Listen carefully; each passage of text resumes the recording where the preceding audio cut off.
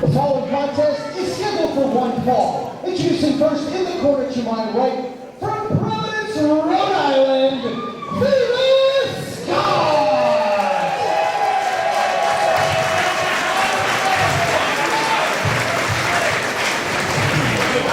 Her opponent in the corner to my left, she's a third-generation athlete from Charlotte, North Carolina, Tessa Blanchard!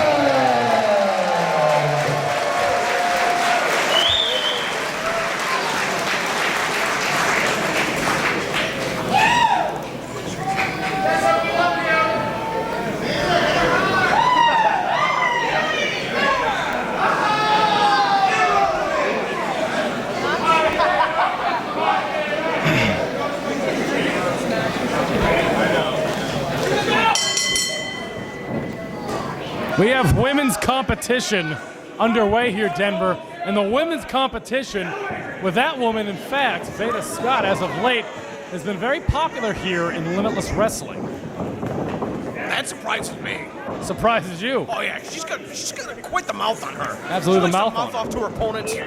She can mouth off all she wants. It's resulted in victories here in Limitless Wrestling. Many a competitor here so far, doing the likes just recently, Debbie N.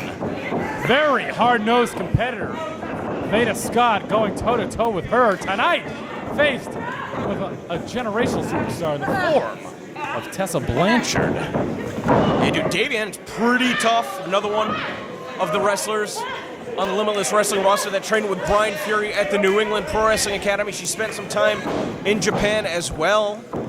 Although Veda Scott as well in Japan, correct? Have a tour of Japan in 2016. And before that, I believe, she's had multiple excursions. But how's that going to match up against true wrestling pedigree in the form of the daughter, Mr. Tully Blanchard right there? That'd be Tessa. I think these two have competed one-on-one twice before. That is correct. Once in a match at AEW, once in a match at PWX. Veda Scott victorious at AEW. So the series is at one apiece. Bit of a rubber match. We have ourselves a rubber match, I'd say, Denver. Here up in Maine, of all places, Westbrook absolutely on fire this evening. Gonna think the match that Veda Scott was victorious over Tessa Blanchard at AEW. That was pretty much at the start of Tessa Blanchard's career. So obviously, if she was able to knock off Veda Scott just 1 year later in PWX, it's just showing just how quickly she's coming along. Absolutely.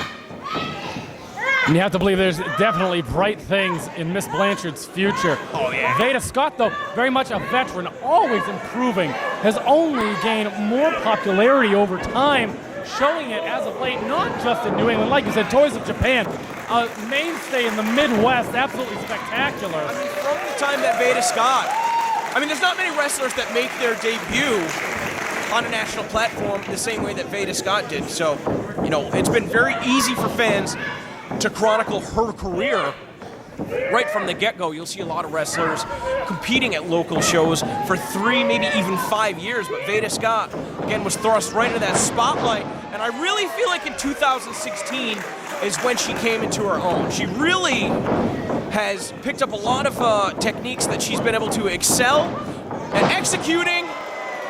She's obviously a very, very smart wrestler, but talking about smart, that probably smart's right there getting driven on your face. I'll cut her off the ropes. To say the least, Denver. Tessa Blanchard in there with a forearm, shoots her across. Veda puts on the brakes with a boot, catches her. Could be a, oh my goodness, sunset flip, head back into the turnbuckle, those crisp minted turnbuckles. The cover could be grabbed too close to the ropes. Greenleaf catches her with 2.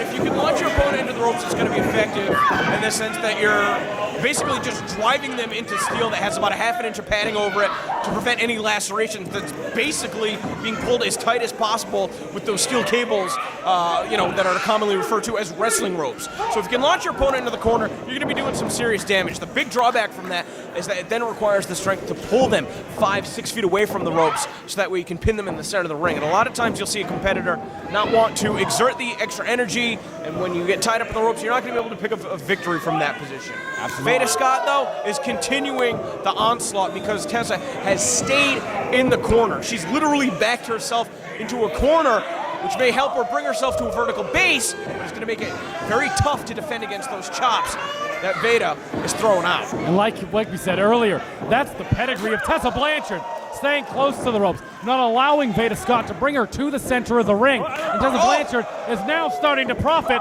from set advances. I'm going to think that Tessa's probably the better condition of the two athletes, so the longer this one goes, the better it's going to favor her. Absolutely, Tessa with that youth experience. Do not count out that wily vet. Beautiful snap suplex by Veda.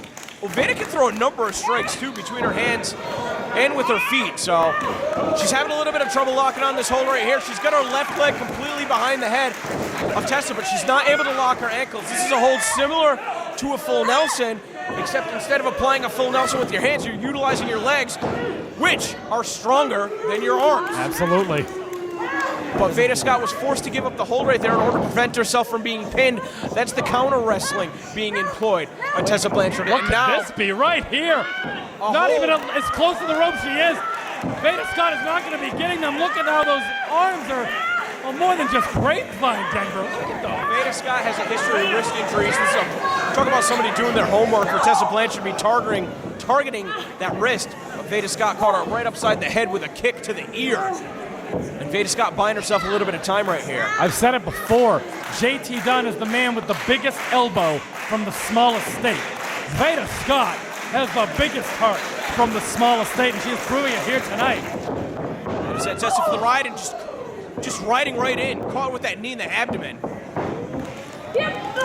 Just a diving clothesline, rebounding off the ropes. Veda's feeling it. You can see it holding onto that arm. Those injuries in the past could be getting the better of her. But again, how smart is Tessa? You know, a third-generation wrestler, she already knows, while only just a couple years into her career, you can't be beaten out on the apron, so that's where she goes to retreat. Oh! Wait, is this a dragon sleeper? She's only going to get 5 seconds of it. Greenleaf Eric. Dragon sleeper, you normally don't have a steel cable pushing against the back of your neck. A crisp, brand new steel cable, to say the least. Oh, wait a minute, we're taking it to the hardest part of the ring now, Denver. Veda Scott's looking to do some serious damage on the apron. I don't know if that was a smart maneuver, because this could backfire. I don't know. Please don't. Oh, please don't. Track. Oh! Throw her down with DDT. We've said it before, and I'm sure you've heard it countless times on commentary. That is the hardest part of the wrestling ring, right on that apron. Newly minted wood. Fresh under there. Absolutely no give. That is going to spell disaster for Veda Scott. What you're really going to be careful about is you can't land on that steel beam that connects the ring, because that's when you can get lacerated. Absolutely.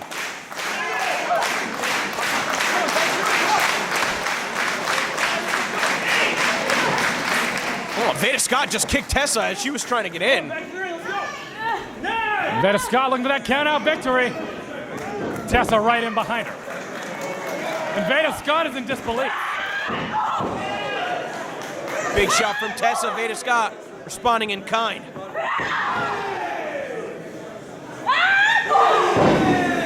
Caught her in the chest with that elbow. Look at that face.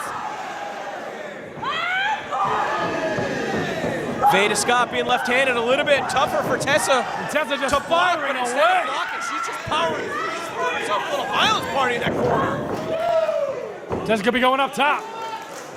Veda Scott slow to her feet. Maybe a cross-body, oh, we'll never know. She could not catch herself on the apron, instead tumbling to the floor. And Veda Scott, maybe, instead of following her opponent to the outside like she did just a few minutes ago, is going to learn from her mistakes and see if she can pick up the count-out victory, as you alluded to. I think when she realized she was just one count away, now she might have changed her strategy, but instead, Tessa just at the 5 count, already pulling herself back up.